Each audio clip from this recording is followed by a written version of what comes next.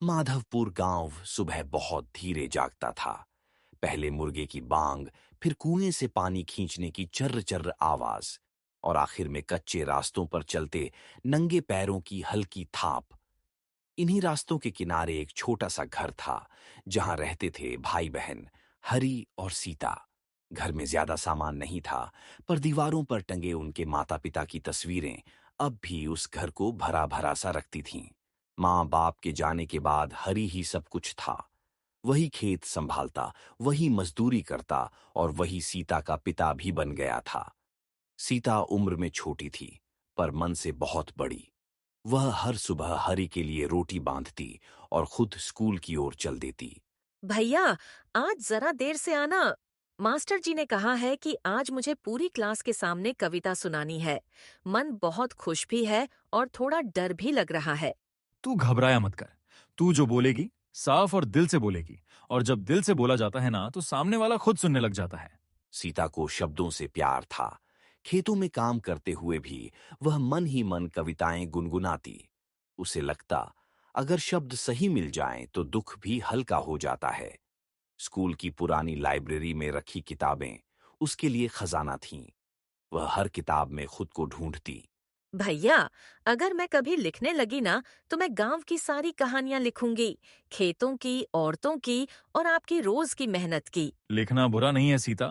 बस इतना याद रखना, सपनों के साथ साथ पेट भरना भी जरूरी होता है। मैं हूं, तू अपने मन की कर। हरी मुस्कुरा देता था, लेकिन भीतर कहीं डर भी था। सपनों का बोझ वह कैसे उठाएगा? समय कभी एक सा नहीं रहता। जिन खेतों से हर साल हरियाली निकलती थी, वहां इस बार मिट्टी सूखी रहने लगी। फसल कम हुई तो घर की जरूरतें ज्यादा भारी लगने लगीं। गांव में लोगों की नजरें बदल गईं, और जब भी हरी खेत से लौटता, कानों में कोई न कोई बात चुभ कर रह जाती। घेट से लौटने के वक्त गांव वाले हरी से कहते हैं। हरी, एक बात बुरा मत मानना। लड़की है, ज्यादा पढ़ लिख कर क्या कर लेगी। आज नहीं तो कल ब्याह तो करना ही है। इतना खर्च अपने सिर पर क्यों ले रहा है? ब्याह अपनी जगह है और पढ़ाई अपनी। अगर पढ़ाई छोड़ दी तो कल को उसकी जिंदगी ही अधूरी रह जाएगी। जब तक मैं सांस ले रहा हूं, मेरी बहन की पढ़ाई किसी की बातों से नहीं रुकेगी। रातें अब लंबी हो गई थीं।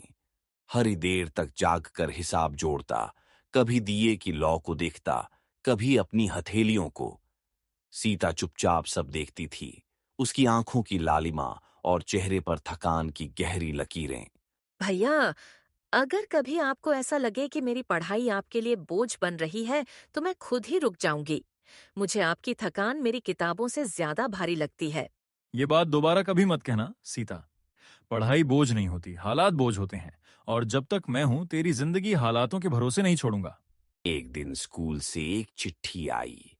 कागज साधारण था, पर शब्दों में बड़ी खबर थी।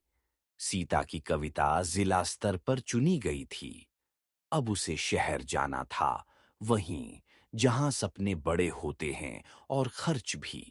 भैया, शहर जाना आसान नहीं है। रहना, खाना, किताबें, सब कुछ महंगा है। मुझे डर लग रहा है कि कहीं ये सब आपके लिए बहुत भारी न पड़ जाए। मेरे पसीने की कीमत कम मत समझ सीता। अगर खर्च बढ़ेगा तो मेहनत भी बढ़ा लूंगा। तेरे सपनों के आगे मेरी थकान की कोई कीमत नहीं। उस दिन से हरि की दिनचर्या बदल गई। दिन में खेत, शाम को मजदूरी, और रात में भी काम। शरीर थकता रहा, पर हौसले ने कभी आराम नहीं मांगा। अगली सुबह सीता शहर जाने के लिए तैयार हो जाती है। जाते समय वह अपने भाई हरि के पास आती है और धीरे से कहती है। भैया, अगर मैं वहां जाकर हार गई तो क्या होगा? अगर मेरी सारी मेहनत बेकार चली गई तो? अगर सपने अधूरे रह गए तो? हारने का नाम मत लेना। गिरना हार नहीं होता, उठना बंद करना हार होता है। तू चलती रहना, रास्ता खुद बनता जाएगा। साल गुजरते गए। कभी चिट्ठी खुशी लाती, कभी थकान और चिंता। हरि गांव में अकेला पड़ गया, पर उसने कभी शिकायत नहीं की। वह हर सुबह उन्हीं कच्चे रास्तों पर चलता, जहां से सपनों की शुरुआत हुई थी। एक दिन गांव में हलचल मच गई। लोग इकट्ठा होने लगे। सीता लौट आई थी, अब सिर्फ हरि की बहन नहीं, बल्कि अपनी पहचान के साथ। भैया, अगर आज मेरी कोई पहचान है तो वह सिर्फ आपकी वजह से है। आपका साथ, आपका विश्वास और आपकी दी हुई हिम्मत न होती तो शायद यह सपना देखने की हिम्मत भी मुझ में कभी न होती। नहीं सीता, मैं तो बस एक रास्ता दिखाने वाला था। उस रास्ते पर चलना, बार बार गिरना और फिर खुद को संभालना, ये सब तुझे अपने दम पर ही करना पड़ा। इसके बाद सीता ने गांव में एक छोटी पाठशाला खोली। वही बच्चे, वही कच्चा रास्ता और अब नई हंसी। हरि दूर बैठा सब देखता रहा, शांत, संतुष्ट। कुछ रिश्ते शब्दों से नहीं, त्याग से बड़े होते हैं, और कुछ सपने किसी और की मेहनत पर पूरे होते हैं। यह वीडियो केवल मनोरंजन और प्रेरणा के उद्देश्य से बनाया गया है। इसमें दिखाए गए सभी पात्र और घटनाएं पूरी तरह काल्पनिक है। किसी भी व्यक्ति या वास्तविक घटना से समानता मात्र संयोग है।